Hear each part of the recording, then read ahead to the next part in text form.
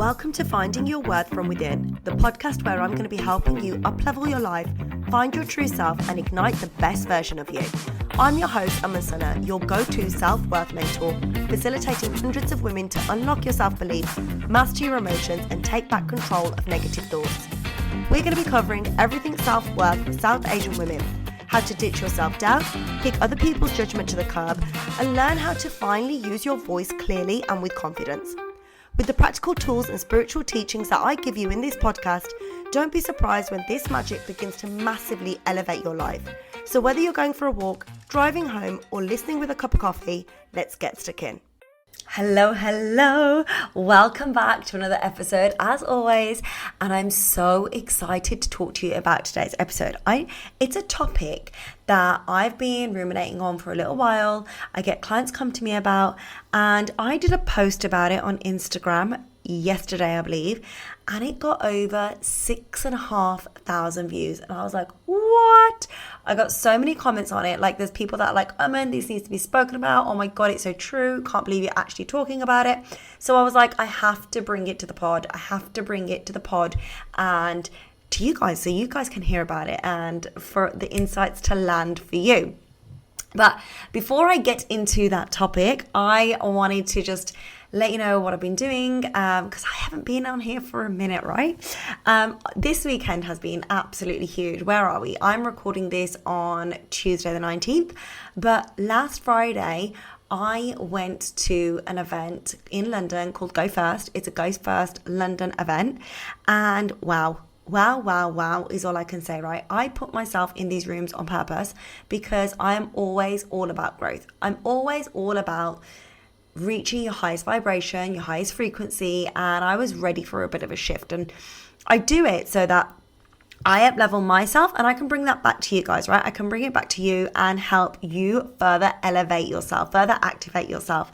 And it did just that. I kid you not, since Friday, I cannot tell you the amount of ideas I've got popping in my head, the elevation that I've had within myself, my brand, my messaging, my mission. I am really doubling down on my mission because my mission is to activate South Asian women's self-worth, to help create the most amount of inner confidence in you without being bold and brassy, without the disrespect that people worry about. We're not here to be in your face. We're here to be strong and confident and rooted in yourself. I'm here to help South Asian women stop feeling less than. So, like I said, this amazing event just helped me double down on my mission, helped me remember what I'm doing all of this for. And I've got so much to bring to you in the next few months. I just cannot wait. Because I've just spent the weekend writing everything down, getting it down on pen to paper. Because sometimes I'm a pen to paper girl. I like my laptop. I like digital, but sometimes just nothing beats pen to paper. So that's what I've spent the weekend doing. And also an exclusive for the pod. This is something I haven't shared on Insta, on email, in my WhatsApp community, nothing. This week, I also became a bua. So my brother had a baby girl and she is the cutest little thing. Oh my God, I am so obsessed with her. It's unbelievable. Like, we get daily pictures in our family group. I just love it. So it has been a week of blessings, a week of gratitude, and just a week of really high vibe frequency. So bless her. I try and limit my visits, but I'm just so obsessed with her. I want to pop in and see her all the time. But coming back to today's topic, it is all about us South Asian ladies and our aunties always obsessing with jadhu, toona, and someone has done something to you, right? The minute you get a headache, you're feeling unmotivated, the minute you've got maybe physical symptoms that are unexplained, oh my God, has someone done something to you? So I'm here today to talk to you and to tell you, South Asian ladies, yourselves, your aunties, your mothers, whoever it is, stop blaming jadhu, toona for what is actually decades of unprocessed energy weighing you down. Now, the reason I wanted to speak so much on this is because I had a client come to me last week, and this is what kind of triggered it I need to bring it to the forefront of everybody's mind. I had a client last week, and she has been having some medical things going on with her, and like I said, some unexplained health things. And she came to the call and she was like, I mean, this is what's been going on with me. This is what's been happening. And, people have said like, oh, what if someone's done something to you? And once somebody else says that in your external world, that will sit in your head, right? Once somebody else says, oh, what if, that attaches to you, that thought, that energy body, that thought body attaches to you, and then it ruminates, and it creates fear. And let me tell you, fear is the biggest energy to take over, and it is so quick to take over because it literally just spreads. Once fear is in there, that's it. It starts as a seed and it spreads, and it attaches all sorts of things to grow. So anyway, as I do, I tuned into her energy and I was like, okay, cool. I hear where you're coming from. I understand the fear. But simply what I can feel in your energy body is years, decades of negative energy, just unprocessed emotion. Now, what I want to explain to you about energy is we have energetic attachments and energetic exchange with people all day long, every day, all week long, all year long, right? So if you imagine you've had a conversation with someone and you're like, oh my God, that was so draining. It was so tiring. They really drained it out of me. That will sit in your energy field as a pocket of energy, a pocket of negative energy. Now imagine how many of them that you've had attached over to you over the years, and it weighs heavy in your energy field, right? If you've got unprocessed emotion, things that you've gone through that you've not worked through, that weighs heavy on you, on your chakra, on your energy body, on your emotional body. So that creates lack of motivation. It creates procrastination. Imagine your nervous system going into freeze because it's a protective mode, That is all coming from not processing your emotions and your energy. So with this client, yes, there was pockets of negative energy, but it didn't feel like anything that anybody has done to her. It was simply just stuff that she hasn't processed, hasn't worked through, hasn't released. So that's exactly what we did. We went in and we released that, and we lifted those difficult energy pockets that were lying heavy on her. Now it goes a tad further, and I want you to really think about this, and I want you to, as I'm speaking, evaluate and reflect on whether you do this. As I was working through her energy body, there were some things that were lifting quite easily and others that were not. The others that had resistance to lifting. So when I tuned into why, there was a part of her in her subconscious that she wasn't actually logically, consciously aware of that she was doing, but it was in her subconscious, deep in her subconscious, that was holding on to these pockets of negative energy because she had a belief that life has to be a struggle. To be successful, you have to struggle. To get through life, you have got to struggle. Now, there was two reasons this belief was in her mind and in her belief system. And that was because A, she'd seen it from young and she'd experienced it. And B, it had been said to her over and over again and cemented in her energy field, in her mental body, in her physical body, in her emotional body. It had been cemented in all four bodies for her. So on some level, even though logically she just wanted to live a happy life, she wanted to get on with her life, she was happy with her kids, her husband, her family, everything. In her subconscious, she had this belief that you've got to struggle. You've got to struggle to be happy. You've got to struggle through life. So whilst she was aware, whilst I was talking to her, that these pockets of negative energy are in her field and we need to let go of them, again, the element of her that believed in struggle wanted to hold on to them.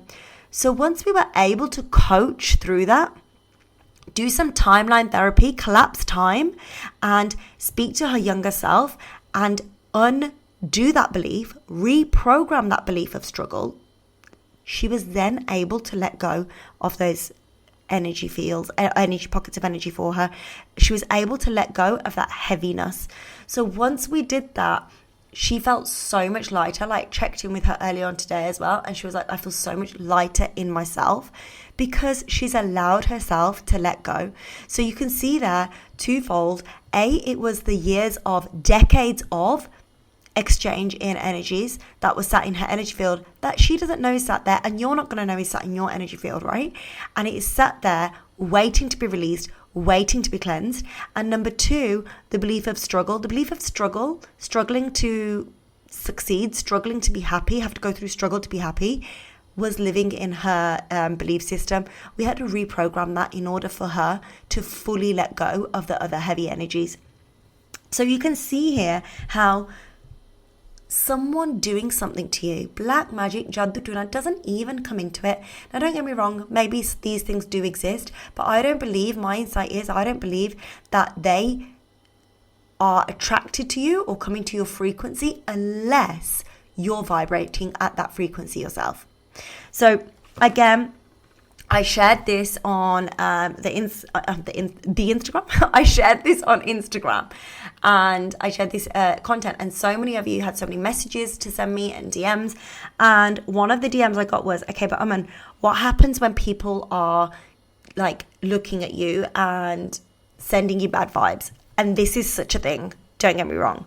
You can have like what we call bad wishes or nazar come upon you, and I get that. And this is what I do with my clients. I show them how to protect themselves. I do this with all of my clients.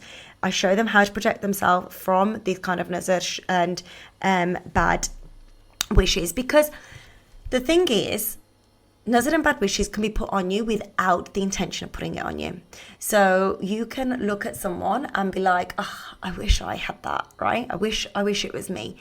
And just that energy itself is putting a little shitty energy on them. Actually, A, it's creating it within you and you don't want that. But B, it's giving shitty energy towards them as well. So that can be nazar without realizing you're doing it, without the bad intention, right? Now, sometimes in our South Asian community, ladies, women, people, whatever you want, whoever it is, talk about like curses and hexes. And if you want to go into that, it is simply language, ladies. It is simply language used. You can wish bad upon someone, and you can wish that I hope you're never successful, or I hope you never find a husband, or whatever you want to say it is. And that wish, you can call it what you want. You can call it a curse or a hex, whatever. It is simply a bad wish. But you can actually undo that. You can actually cut and clear that. I show my clients how to do this. I do this with them. I do it for them, to clear and cut these bad wishes that have been put upon you. That bad nazar or the eye that's like, I wish that was me. I show my clients how to protect themselves from that, because it is so possible to do all of this. My clients are able to feel into their own energy field, feel what doesn't sit right for them, feel what is their own thoughts, and feel what is somebody else's being put on them. It's like, I'm not sure. Like, I've been feeling like this, but it doesn't feel normal to me. It's not what I feel like I'm vibrating at the minute. And when we tune in, sure, it's just some shitty eyes your way, right? So we double down on the protection. So yes, those external things can be something that come your way, but it's about learning how to protect yourself, learning how to clear yourself, and learning how to keep yourself a clear channel and a high frequency. But you can do all of that. Like I said, I teach all my clients how to do that. In terms of someone done something to you, I would say my insight is look at yourself first. What haven't you cleared in yourself first? What haven't you worked through in yourself first? What haven't you processed in yourself? Once you've done all of that, then see how you feel. Like, don't allow other people's words to penetrate into your energy field and create fear and create doubt. Oh my God, what if this, what if that? No, don't allow that. Tune into who you are, tune into what you feel and what feels right for you. And I can show you how to do that. Like I said, I do that with all my clients. And if it's something that you're thinking, oh my God, I need you to show me how to do this. This is exactly what I feel. Then simply just drop me a DM over on Insta, or in the show notes, I will drop a link where you can book a call with me, a free 30-minute explore call. And we can see, I'll give you the blueprint of how to tune into yourself, how to become a clear channel, and how to protect yourself as well. So that is today's episode. I really wanted to bring this to you because, like I said, it's skyrocketed over on Instagram, and I just knew the pod needed to hear it too. I hope you enjoyed today's episode. If you have any questions, always feel free to drop me a DM, drop me an email, whatever it is you feel comfortable with. And I look forward to catching you on the next episode. Thank you so much for listening to this episode of Finding Your Worth from Within. If today's message resonated with you, it would mean the world to me if you could follow, rate, and leave a review. Sharing the podcast with someone that you feel may benefit is the best way to help it grow and spread this important message. To stay connected between episodes, come hang out with me on Instagram @Mentoring. Can't wait to see you there.